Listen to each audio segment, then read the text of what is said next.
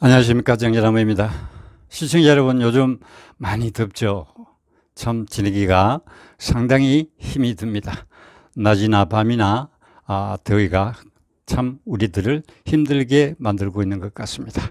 이럴 때 여러분 건강 유의하시고, 또 저는 이번 7월 말경 또 8월 초 이렇게 포항에 유진양이 살고 있는 곳에 한번 가보려고 합니다.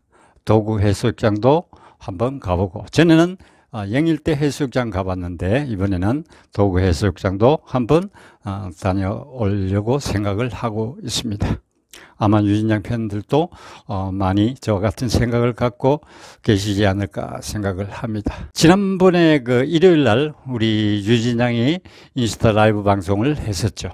제가 그 방송을 듣고 느낀 점, 또 유진양에게 전해주고 싶은 얘기를 위해서 오늘 제가 방송을 하게 되었습니다. 그리고 또 지난 토요일 날은 대구에서 그 나훈아님의 공연이 있었죠. 거기에도 제가 다녀왔습니다. 그 두 가지 내용을 가지고 나훈아님 그 유진양하고 나훈아님의 그 공연이나 이런 쪽에서 유진양에게 도움이 되고자 하는 그런 내용도 있고 해서 제가 같이 묶어서 방송을 하려고 합니다. 자, 끝까지 시청해 주시기 바라겠습니다. 제가 유진양 그 방송을 들으면서 느꼈던 게, 가장 먼저 참 기분이 좋고 마음이 굉장히 따뜻함을 느꼈던 게, 유진양이 방송을 하면서 가족을 모두 이렇게 또 얘기를 했었습니다. 어머니는 직접 옆에서 유진양에게 신청곡도 넣어주고, 이렇게 유진양이 또 어머니한테 뭐 이렇게 질문도 하고 이렇게 해서 주고받고 하면서 하는 부분도 있었고, 삼촌도 옆에 자리에 함께 하고 있었고, 물론 동생도 함께 하고 있었겠죠. 또 유진양이 할머니 얘기도 했었고, 참 그 방송하면서 할머니의 엄마, 삼촌 이런 가족들 얘기하기가 쉽지를 않습니다. 그런데 유진양이 아버지 빼고 모두 언급을 했었습니다. 아버지는 그 자리에 함께 하지를 못하셨는지 그랬습니다. 그래서 그 모습을 보고 참 화목한 가정이구나 라는 것을 제가 느껴서 좋았습니다. 우리가 노래를 하든지 공부를 하든지 무엇을 하든지 가족이 화목하고 가족의 분위기가 기쁘고 행복한 분위기에 있을 때 모든 매사가 다 잘 이루어지고 잘 되지 않겠습니까? 그래서 유진양의 가족을 언급하는 그 얘기를 듣고 참 이쁘게 보였습니다. 그리고 방송을 하면서, 혼자 방송을 하면서 그 시청자와 대화한다는 게 너무너무 어렵습니다. 쉽지도 않고, 저도 방송을 처음 시작할 때 상당히 어색하기도 하고 이상했습니다. 차라리 사람들이 많이 앞에 앉아 있다든지 이렇게 하면은 오히려 쉬운데, 사람은 아무도 없는데 혼자서 말을 해야 되니까 이게 보통 어려운 게 아니더라고요. 그래서 제가 처음에는 가족 사진을 앞에 보이는데 걸어두고 그렇게 시작해서 하기도 했었습니다. 근데 유진양은 가족들이 앞쪽에 있으면서 그렇게 하니까 좀 쉬웠는지 모르겠습니다만 참 잘 이끌어 가더라고요. 자, 그 다음에 유진양이 그 얘기하는 중에서 노래도 연기도 하고 싶다라는 얘기를 했었습니다. 지난번에 제가 한번 언급을 했었거든요. 노래를 하는 데는 이 연기 공부도 꼭 필요하다.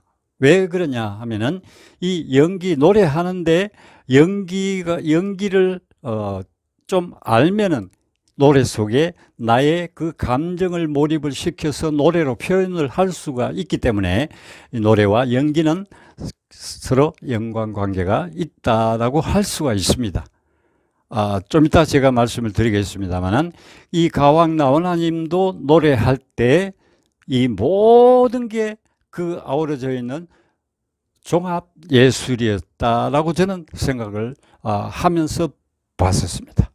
그래서 지난 토요일 날 이제 그 공연을 보면서 제일 먼저 떠올랐던 사람이 우리 유진양이 제 머릿속에 순간순간 그 정말 우리가 TV에서 보지도 못하고 느껴보지 못했던 모습이 나올 때, 우리 유진양도 이런 모습 봤으면 참 배울 게 많고 좋은데, 그래서 유진양이 순간순간 이렇게 머릿속을 스쳐갔습니다.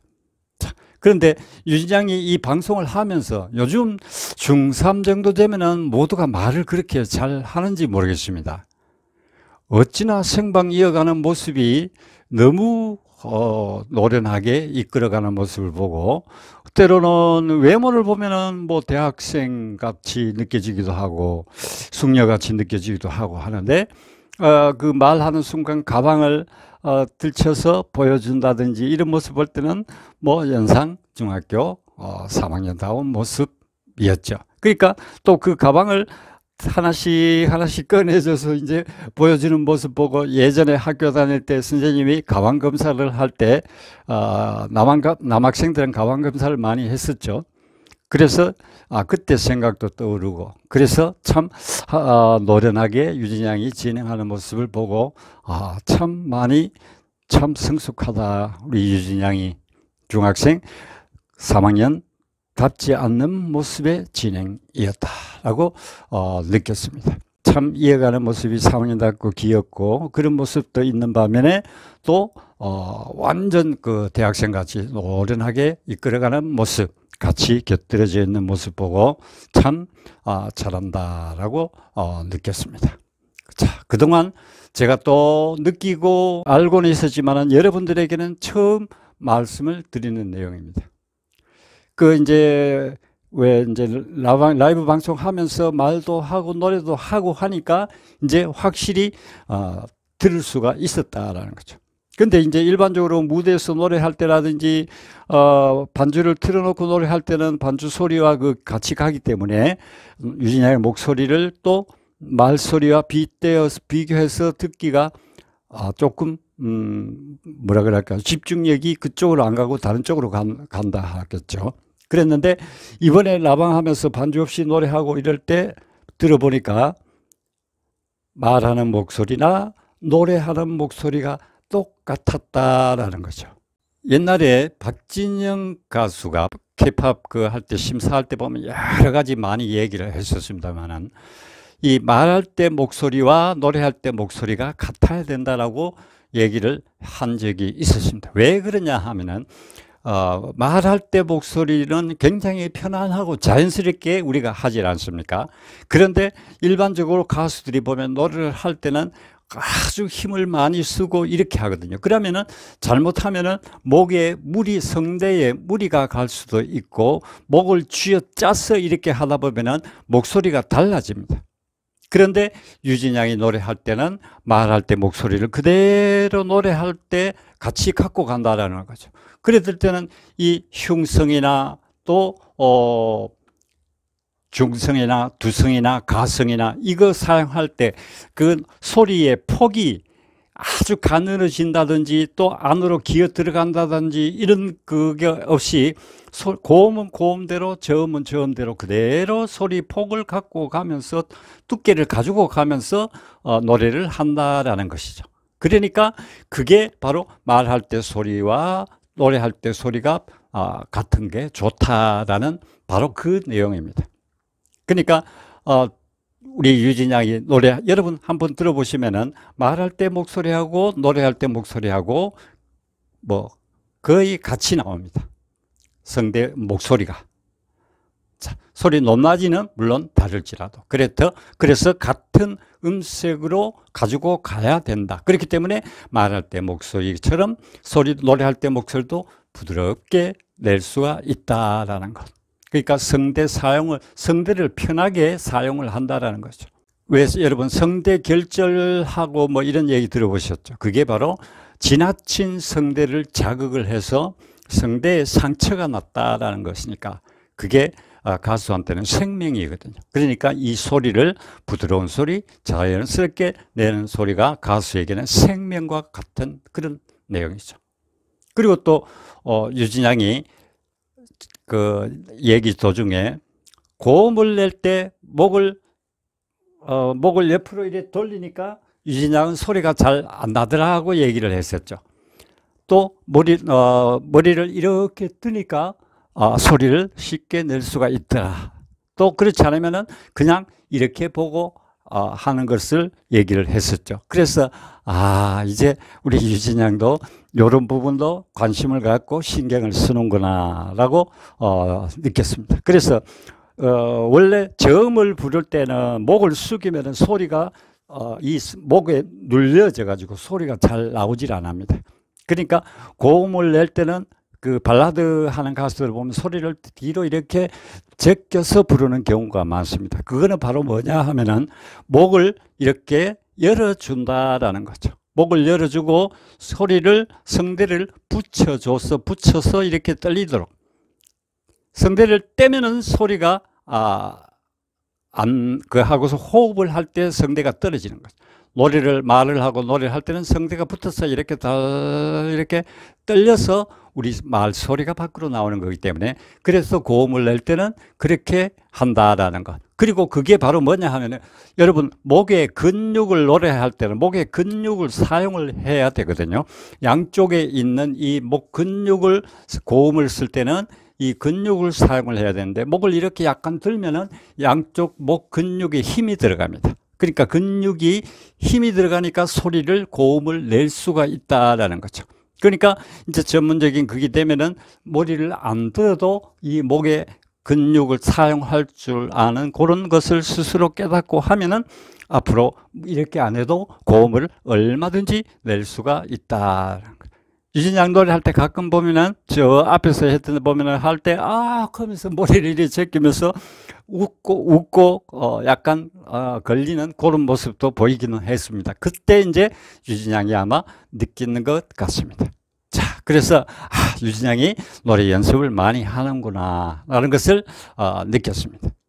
자, 그래서 이 고음을 낼 때는 거기에 또 이제 배의 힘을 아주 제대로 힘이 들어간 상태에서 이제 유진양이 얘기했듯이 들거나 이 목 근육을 사용을 해서 이제 소리를 내면은 되겠죠. 그런 걸 이제 앞으로 이제 조금씩 배워가면은 됩니다. 자, 그러니까 절대 이게 쉬운 게 아니거든요. 특히 이제 발라드와 트롯, 유진양이 요즘 보면은 두 가지를 다 노래를 부르는 것 같습니다. 근데 제가 지난번에도 말씀을 드렸습니다만은, 발라드는 유진양 지금까지는 부르지 말고 또 그냥 한 10곡 정도 잘 부를 수 있는 것 해서 계속 그걸 가지고 가고, 그냥 우선 트로트에 중심을 가지고 했으면 좋겠다. 왜? 여러 가지 또 발라드나 트롯이나 장단점은 다 있지만은 발라드 발성으로 트롯 하기는 상당히 힘이 들거든요. 트롯이 완벽해지면은 그 트롯에 맞는 발라드 쪽을 갖고 가면은 전혀 문제가 안 되는데, 발라드를 하던 가수들이 트롯으로 오면은 상당히 힘이 듭니다. 한 2년 정도 걸려야 완전히 트롯으로 바뀌어질 수가 있거든요. 그렇기 때문에 우리 유진양은 절대 욕심이야 나겠죠.